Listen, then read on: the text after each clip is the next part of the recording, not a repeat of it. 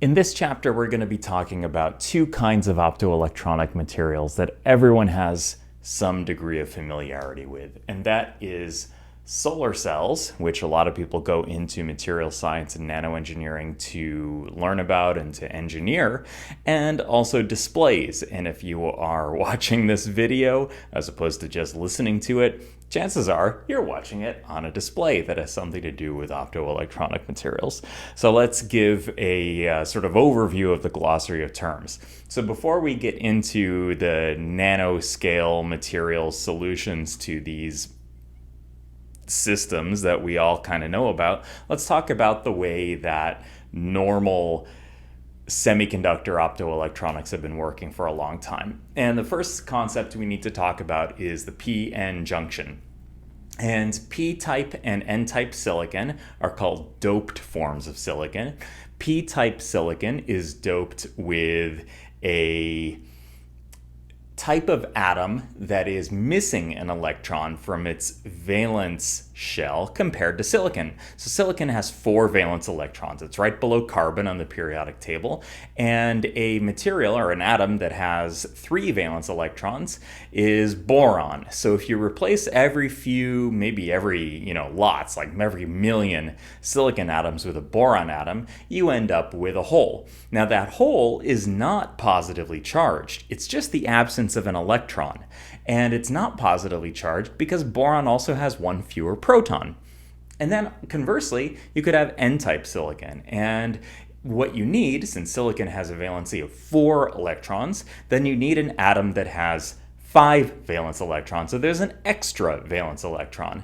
And you could use phosphorus or arsenic, which have 5 valence electrons. Now, just like in the case of boron for p doping, n-doped silicon is not actually charged either because the extra electron in the valence shell is actually counterbalanced by an extra proton. So n and p type silicon, just to forestall any possible confusion, are not actually positive and negatively charged. However, when you take a p-type silicon and an n-type silicon, shown here, and you press them together, some of the extra electrons move into the p-type side. And ironically, it's the n-type side that ends up taking on a positive charge, and the p-type side takes on a negative charge. And that forms something called a depletion zone in the middle. And that depletion zone has an electric field which is sufficient to break apart electron hole pairs. So say a photon of light from the sun comes in, generates an electron hole pair, that is, kicks an electron up from the valence band to the conduction band, and that electron hole pair can reach the interface and divide into free charge carriers. And those free charge carriers are now the basis of a photovoltaic effect, which can be used if you attach it to a load to supply a current.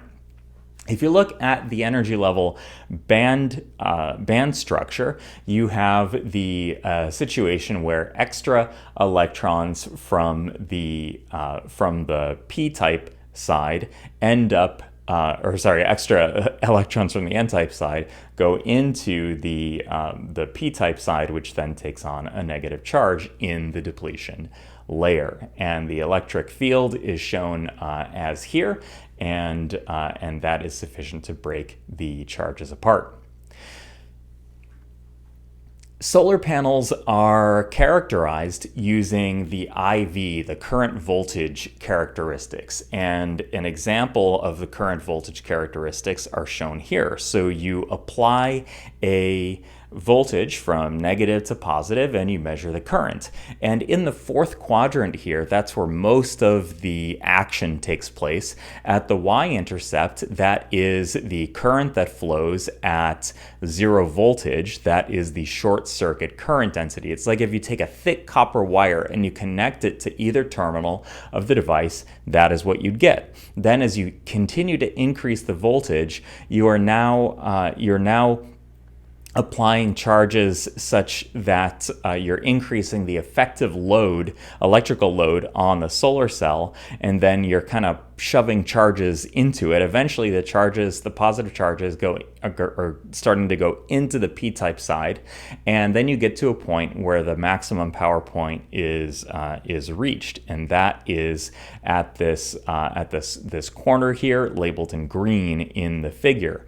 And then as you keep going forward, applying more and more positive voltage, you get to the x-intercept, which is the open circuit voltage, and that is the voltage that you have when no current is flowing. So that's like if you take a wire made out of wood, a total insulator, or you don't use any wire at all, and then your open circuit voltage is the maximum voltage at infinite resistive load that you can obtain from the device. Now, the squareness of this upright to down left sweep in the fourth quadrant, the squareness of that is called the fill factor, and that is the ratio of the maximum power point to the open circuit voltage times the short circuit current density. And good fill factors are above 90%. In this figure here, it's not even close to 90%, but whatever, it just illustrates the point.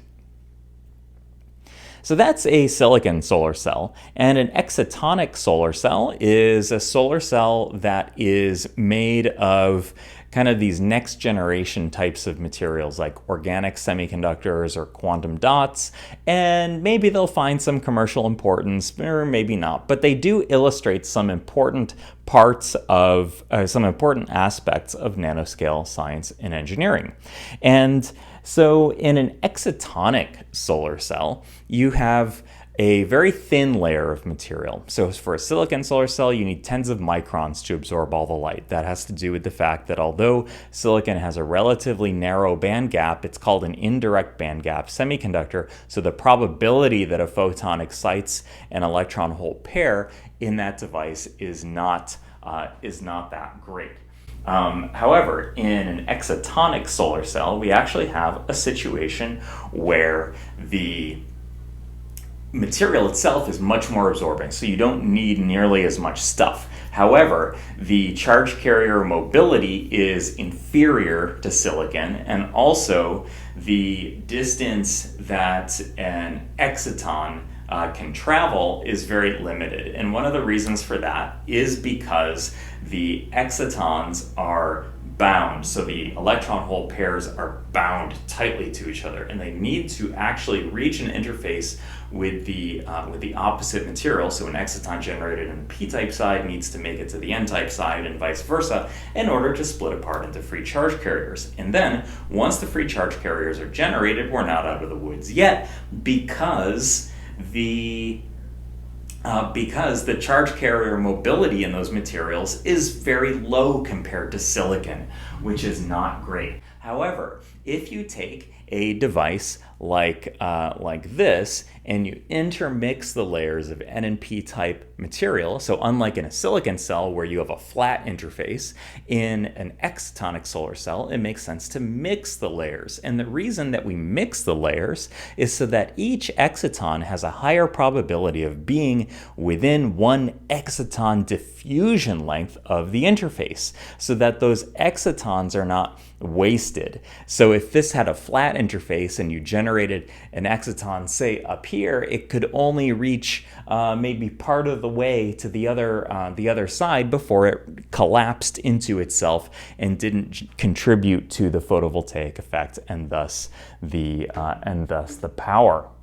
A new type of material for solar cells is called a perovskite, and a perovskite is based on this ABX3 crystal structure, where you have some and perovskite is a mineral that's found in nature. It is not natively a semiconductor, but other semiconductor materials that have the same structure as perovskites they're still called perovskites, even though they have, even though they're not actually the mineral perovskite. So they're a perovskite like semiconductor. They have some of the best of both worlds. It's a direct bandgap semiconductor, so you get your exciton hole pairs immediately. You don't need to reach another interface with another material in order for the structure to generate electrons and holes. And also the charge carrier mobility tends to be quite good, and you don't need very much material, so it can be quite thin. The hole transport layer and the electron transport layer, however, tend to be more of those excitonic type materials. So all of that work that's gone into making excitonic solar cells, that is still useful in the perovskite concept. Another concept in photovoltaic cells is the tandem cell. So a normal a normal solar cell absorbs one band of the solar spectrum. So the solar spectrum might, peak somewhere in the red, and it has a tail into the infrared. Of course, we all know, because we get sunburned occasionally, that there are UV components too. So the solar spectrum is actually quite broad compared to the absorption spectrum of most semiconductor materials. So often it makes sense to stack our cells like a pancake so that the top cell, for example, can absorb those high energy wavelengths like violet, indigo, blue, green, yellow, and then maybe the orange and red the orange and red parts of the EM spectrum can pass through that layer and through the interfacial conductor materials and end up in the bottom cell where they can be absorbed. Now, this type of cell, it's important to note, has a higher efficiency in principle than a single junction cell, and the way that we add up those photovoltaic properties on that curve that we showed before is that the voltage is additive. So in principle, nominally, not really in practice necessarily, unless you do everything exactly right, the voltage is added between these two cells. So if you have a 500 millivolt and a 600 millivolt, you end up with 1.1 volts total. If you are watching this video, you are watching it through a type of optoelectronic device called a display. And a display panel is very intimately related to the concept of lighting and solid-state lighting. So there's a lot of innovation in terms of getting more efficient, higher contrast ratio, better visually stunning images, and also in the case of solid state lighting, making lighting solutions that look better to our eyes. So I think we've all been in those weird uncomfortable rooms where there's a really high color temperature, like really bluish white light, maybe like in an office or something, that just kind of feels weird, right? Like if you go to Home Depot and you accidentally buy these super white hot looking LED lights, what you want, and you install them, and you're like, my room looks totally weird in this ultra blue pure white light. You really want something warmer, something with what's called a low color temperature light.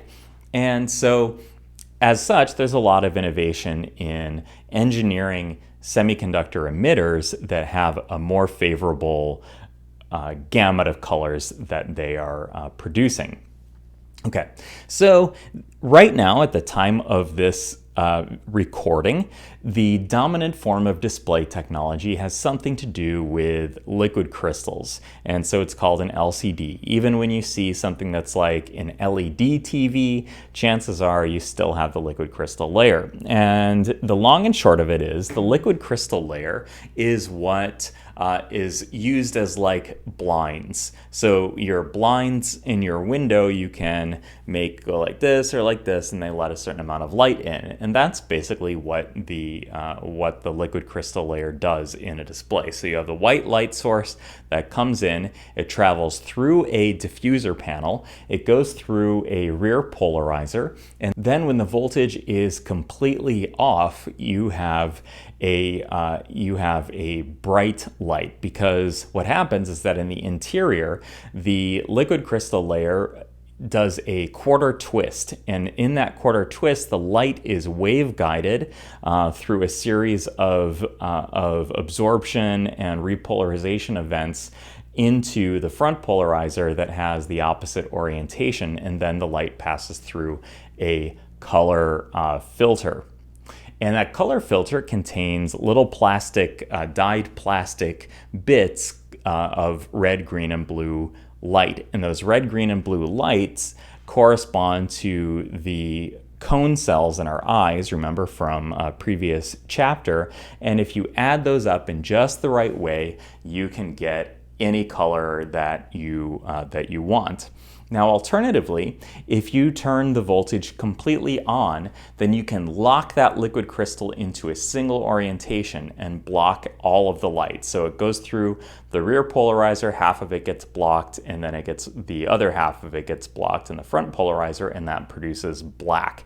Now, there's always some leakage in an LCD architecture. So you can't achieve pure contrast of a white pixel and a completely black pixel on the other side. So what you end up with is having contrast ratio be an issue when you're watching some like really dark show in a bright room. Like it was complained that the Game of Thrones prequel House of the Dragon was too dark, and it's because people were watching it in a normally lit room on their phone or their laptop that used an LCD technology. Now, one way around this is to use an OLED technology where it's possible to independently illuminate each pixel. And OLED displays kind of work like this, where we have white emitters that use these color filters, but the white emitters have the capability of being completely turned off. So it's possible to have a green pixel next to a completely off black pixel, whereas in an LCD there's always some leakage and it's not possible. Ultimately, however, we are interested in color emitters, and those color emitters will eliminate the need for the white emitter, and you'll be able to have half the number of layers necessary in the device. And there are a number of other display technologies that are discussed in the chapter, and I encourage you to look those up as well. See you next time.